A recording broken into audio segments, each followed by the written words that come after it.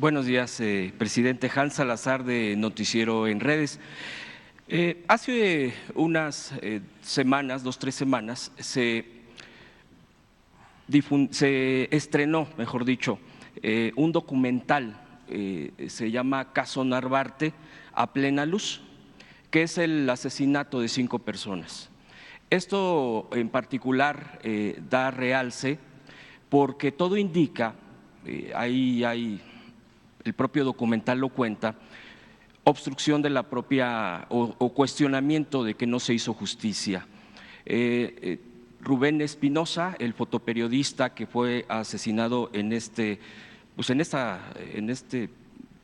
homicidio múltiple, y es señalado directamente por él mismo antes de que lo asesinaran, y un activista, a Javier Duarte, el exgobernador de Veracruz, Bermúdez Zurita, el que fue su secretario de Seguridad, como operadores. Y en este documental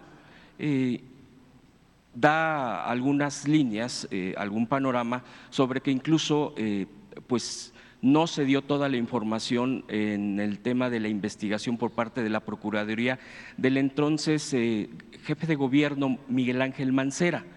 Esto incluso ahí lo entrevistan, pero al propio subprocurador cuentan los abogados del caso sobre que exigen justicia, que cuando se le pregunta al subprocurador de ese entonces, de Miguel Ángel Mancera, que qué opina, bueno, que estaban los autores materiales de acuerdo a su investigación, que ya los estaban mostrando, pero que qué había detrás, cuál era la verdad, quiénes eran los autores intelectuales, y le contestó: eso ya es mucha exquisitez. Ya esa información sería ya mucha exquisitez, investigar algo así.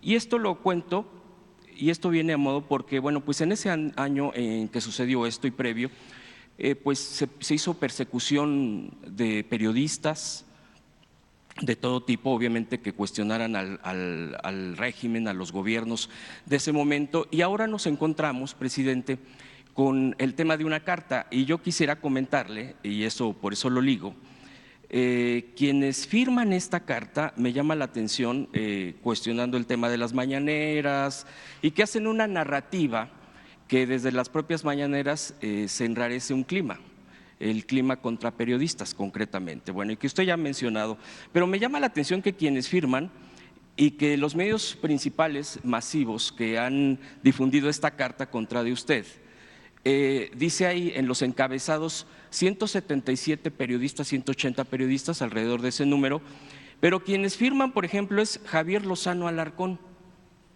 Yo personalmente no sabía que era periodista, Javier Lozano Alarcón. Mencionan también a Luis Carlos Ugalde, que fue el consejero presidente del IFE del entonces, pues señalado de haber encabezado en el IFE cuando fue el fraude del 2006. María Elena Morera, no solo aliada, amiga personal en su momento de García Luna. Ricardo Alemán, este periodista que en su momento insinuó en Twitter, incluso insinuando, convocando, instigando en dañarlo a usted en su integridad física. Entonces, esto que le estoy contando y esta diferencia de situaciones de narrativas y que ahorita sale este documental, no sé si ya lo ha visto, sería mi pregunta también, si ya lo ha visto, ¿qué opina al respecto? ¿Y qué diferencias obviamente puede haber de esta carta con estos personajes que a mí me da a que es una propia narrativa hacia un golpe blando contra usted? Usted ya ha padecido de estos golpes blandos cuando fue jefe de gobierno con el tema del desafuero. ¿Qué estrategia es la mejor, presidente, para enfrentar este tipo de narrativas de la derecha, de la ultraderecha incluso, porque se viene fuerte este año y porque obviamente viene la muy probable continuidad de la 4T a lo que ellos están impidiendo o queriendo impedir a toda costa? ¿Qué estrategia? Porque no es fácil lo que se viene en 2023 y obviamente después 2024. Serían esas dos mis preguntas.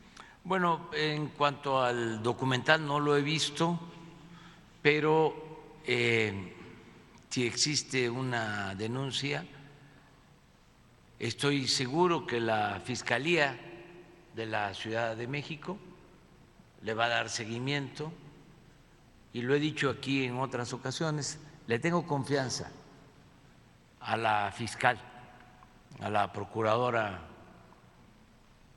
Ernestina Godoy. Es una mujer íntegra, honesta, incapaz de encubrir o de ser cómplice de una injusticia. Entonces es cosa de recurrir a ella. Cerca de lo de los medios, sin enfadarnos, tenemos posturas distintas. Ellos formaron parte de un régimen que yo sostengo se dedicó a saquear a México.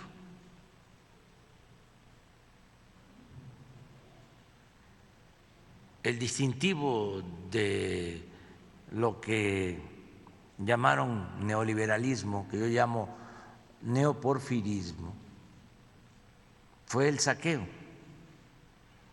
el transferir los bienes públicos a particulares, los bienes del pueblo, de la nación, a un grupo que le llamaron en su momento grupo compacto. Es una nueva oligarquía que se creó con Salinas de Gortari. Entonces, a partir de entonces, para poder saquear a sus anchas, pues se creó una red de componendas y complicidades, donde no solo eran los traficantes de influencia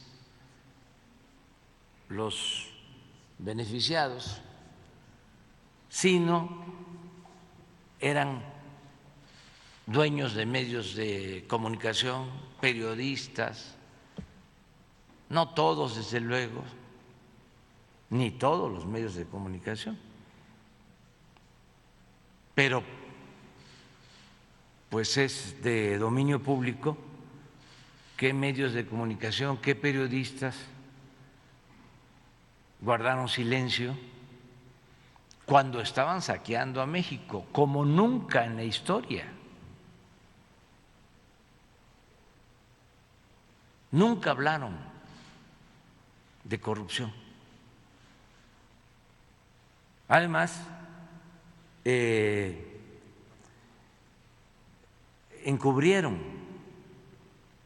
delitos que se cometían, como lo que significó la guerra contra el narcotráfico.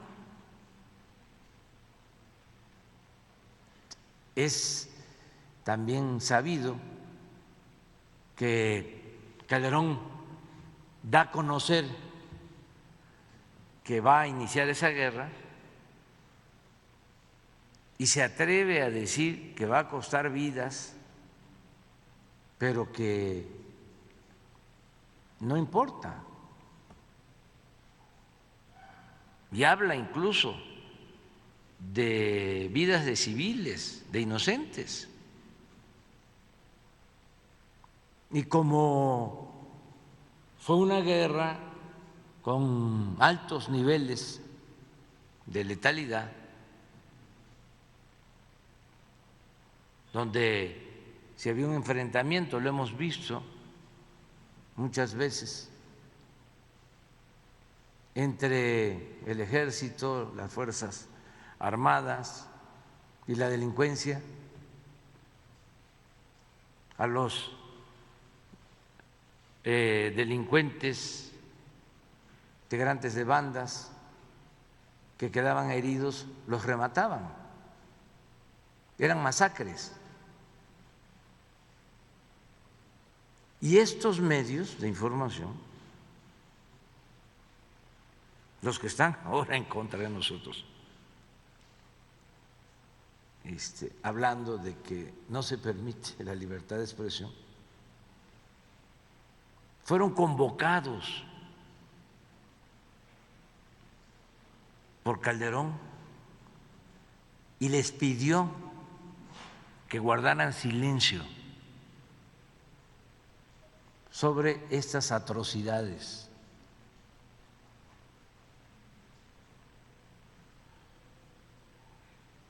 Ahora que se está llevando a cabo un cambio, una transformación, pues no solo están ofendidos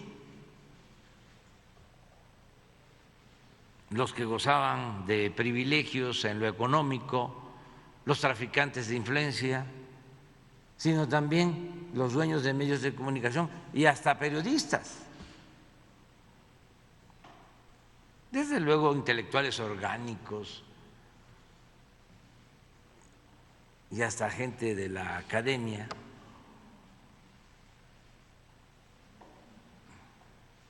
Porque así es un proceso de transformación.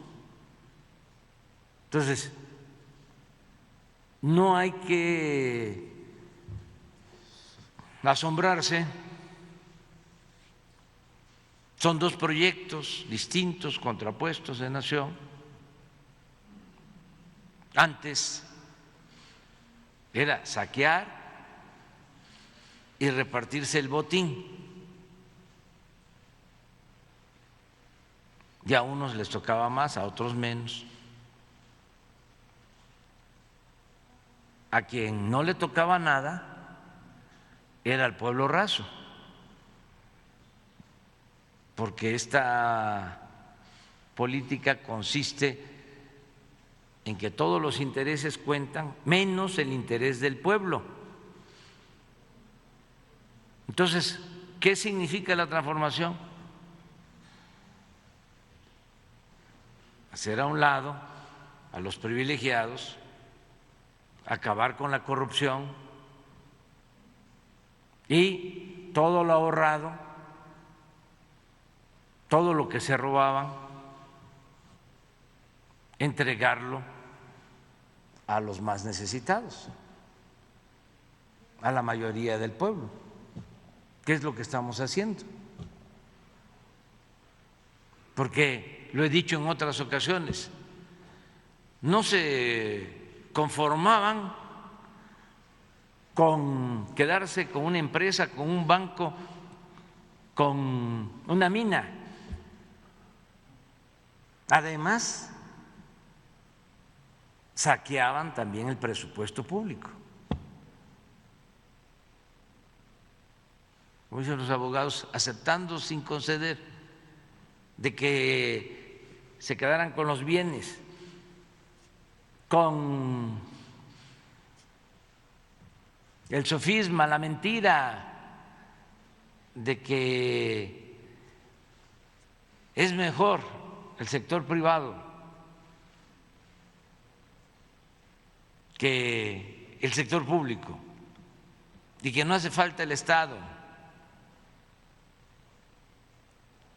que basta con el mercado y que hay que diluir al Estado, desaparecerlo, que tampoco es del todo cierto, porque es muy hipócrita ese discurso o esa pedacería de discurso, porque cuando necesitan al Estado lo usan. ¿Para qué? Para rescatar a los bancos,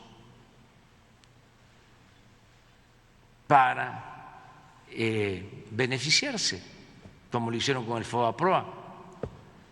Si no se necesitaba el Estado, ¿para qué se rescató a empresarios y a banqueros? ¿Por qué no se dejó al mercado? Si en el libre mercado un comerciante, como sucedió y como sucede, pequeño, le va mal, ni modo que el Estado lo rescate. Pero aquí sí lo consideraron válido rescatar a los de arriba y convertir las deudas privadas de unos cuantos en deuda pública, con el famoso FOAPRO, que todavía está ahí como una deuda onerosa. Entonces, son dos proyectos distintos, contrapuestos de nación. Y pues baste, el otro día estaba yo viendo, yo creo que te mandé una foto de cuando Calderón llama, o fue Peña, creo que Calderón, porque fue cuando estaba la guerra. A ver, busquen, es una foto